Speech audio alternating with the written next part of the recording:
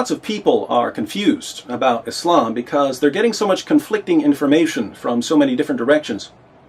Muslims around the world have been rioting and killing while demanding Sharia blasphemy laws. But here in America, Muslims have been calling for peace and tolerance while demanding Sharia blasphemy laws. It's all very confusing.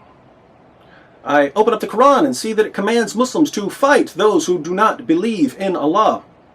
It commands Muslims not to be friends with Jews and Christians. It defines Muslims as those who fight in Allah's way by slaying and getting slain. But then I turn on ABC News and hear that Islam doesn't teach any of this. So who speaks for Islam, the Quran or Diane Sawyer? I don't know. I'm confused. I open the Hadith and find out that Muhammad had sex with a 9-year-old girl, and that he had sex with his slave girls, and that he allowed his followers to rape their female captives. Then Muslims tell me that Muhammad was the most wonderful man in history, a champion of women's rights. Who's telling the truth about Muhammad, Islam's most trusted sources, or a bunch of westernized Muslims who believe in a watered-down, whitewashed Walt Disney version of their prophet? I just don't know. But if you're as confused as I am about Islam, today is your lucky day, because we've got Muhammad himself with us to answer all our tough questions about the religion of peace, bloodshed, and perpetual whining. Muhammad, so nice of you to drop by. I love what you've done with your hair, by the way. I have to say, though, that you're a lot smaller in person than I would have expected, given the genuinely global nature of the murderous rampages that you've caused. Your followers have carried out nearly 20,000 terrorist attacks since they destroyed the World Trade Center, and they've killed more than 270 million people over the past 14 centuries. How does it feel knowing that you've inspired more senseless violence than any other leader in history, religious or non-religious? Does it make you feel important? Muhammad, as you know, there's a reason your chair is empty. If I were to put someone in this chair and say it's Jesus, no one would die.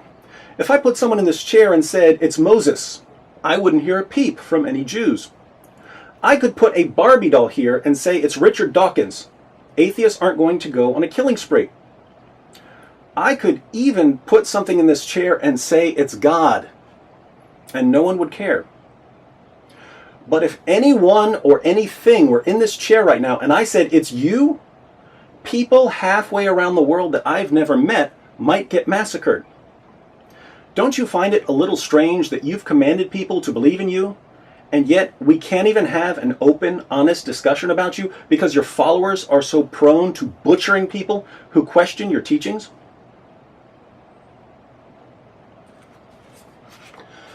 Let's talk about consistency, Muhammad. Lots of people are complaining about Pamela Geller's Subway ads because she calls terrorists savages.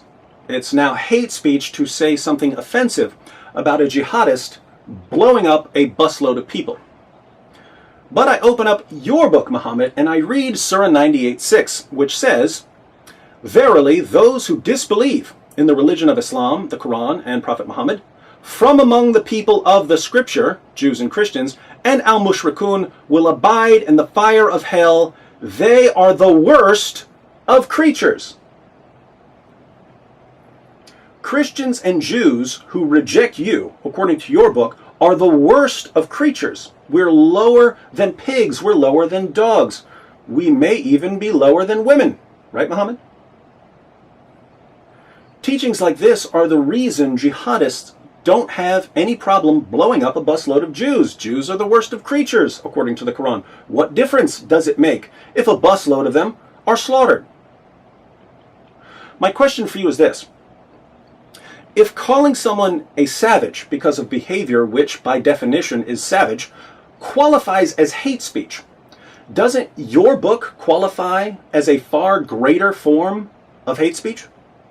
After all, a savage is still a human being. Savages are just people who are uncivilized. But your book calls us subhuman, less than animals, not because we're blowing up children, but because of our beliefs. Don't you think it's utterly hypocritical for the media and judges and politicians to condemn Pamela Geller who's simply stating the obvious, but not to condemn your teachings, which actually do call for outright hatred of specific groups of people? I should probably add, while I've got you here, that you don't just call us names. You also command your followers to violently subjugate us. In Surah 929, you order Muslims to fight those who believe not in Allah. I notice that the Quran is commanding you to fight people based on what they believe. Fight those who believe not in Allah nor the last day, nor hold that forbidden which hath been forbidden by Allah and his messenger, nor acknowledge the religion of truth from among the people of the book, that's Jews and Christians, until they pay the jizya with willing submission and feel themselves subdued. You order your followers to fight us because of our beliefs, until we acknowledge our inferiority. So you're not just calling Jews and Christians the worst of creatures, you're also commanding your followers to fight Jews and Christians because of our beliefs. So tell me, why is it perfectly acceptable for you to attack non-Muslims, both with name-calling and with physical violence, but it's a symptom of bigotry and racism and the imaginary mental disease of Islamophobia for anyone to so much as question your teachings? Could you explain that for us?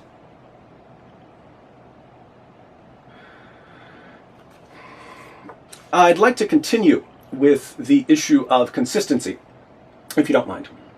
Muslims around the globe are calling for blasphemy laws. They're claiming that it's wrong and immoral to say mean things about other people's religious beliefs, and that the world needs to make such behavior illegal. But wouldn't these laws simply add to your already rather lengthy rap sheet? In Al-Tabari's history, we read about your interactions with the pagans of Mecca. The messenger of God, that'd be you, proclaimed God's message openly and declared Islam publicly to his fellow tribesmen. When he did so, they did not withdraw from him or reject him in any way, as far as I have heard, until he spoke of their gods and denounced them. According to Muslim sources, then, the pagans of Mecca didn't have any problem with you preaching Islam until you started denouncing their gods. But now I'm confused because your followers are calling for laws against this sort of thing.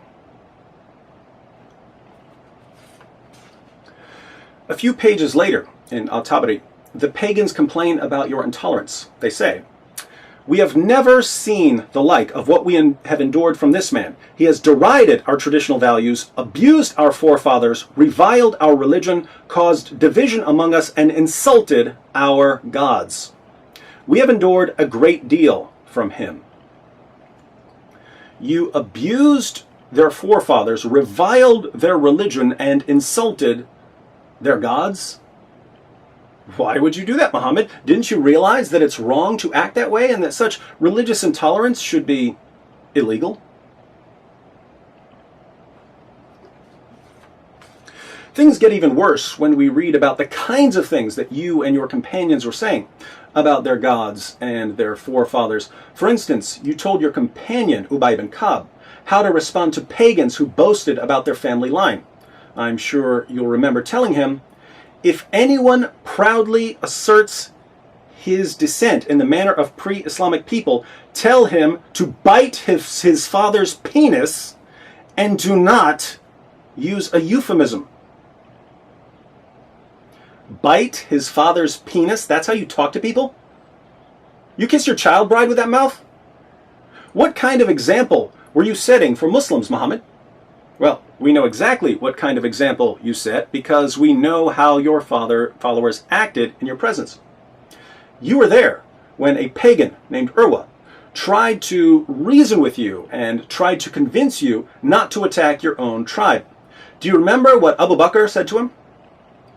Abu Bakr, your closest friend and the first rightly guided caliph, said to him, "Go suck the clitoris of Allat."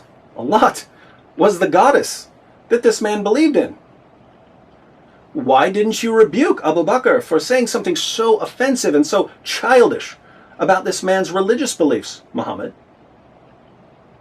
Oh, I forgot. You taught your followers to insult people's religious beliefs.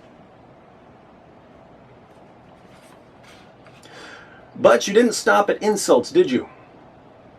What did you do when you conquered Mecca, Muhammad? Did you show any respect at all for the religious beliefs of the people there? No, you went to their shrine, the Kaaba, you smashed their 360 idols, and you took over their shrine.